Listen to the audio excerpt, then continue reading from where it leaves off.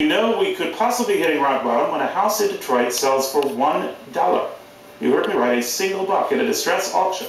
That might just show a distressed top. Let's ask the guy who brokered the deal, closed the deal, and is here to comment on the deal. Ian Mason is sales director of the Detroit real estate company, Bearing Group, and he joins me right now. What's the deal with this house? It sold for $1. It was a distress sale. Tell me a little bit about it.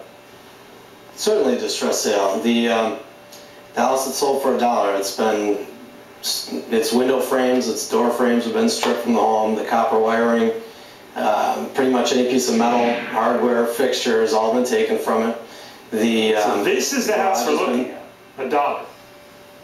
Yes, $1. That might have been a bit too much right there. So what you brokered the deal. Who bought it? I would assume a member of the community. It's not at liberty to say specifically. But someone who wants to fix it up, right?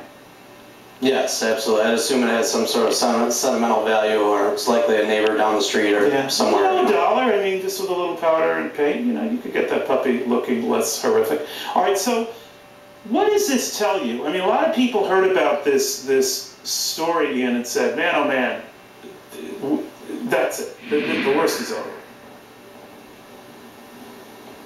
What does that tell me? Most people think the worst is over. Just receiving a lot of phone calls that there are, people seem to think that there are a lot of homes available for $1, and they seem to think that they can simply hand over $1 and obtain one. What do you tell them when they say that?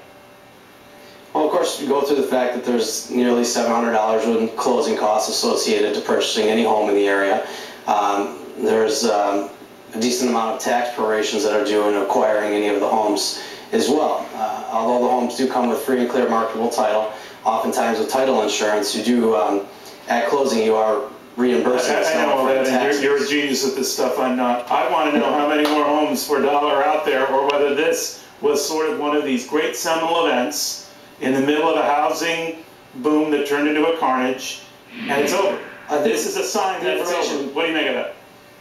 There are plenty more to come, I'm sure. Exactly for sale for $1, no. As of this afternoon at 5 o'clock, there was 136 in the city of Detroit listed under 1,000. There were listed under 1,000? Yes. Wow. There were 1,236 available under 5,000, and nearly 2,800 available under 10.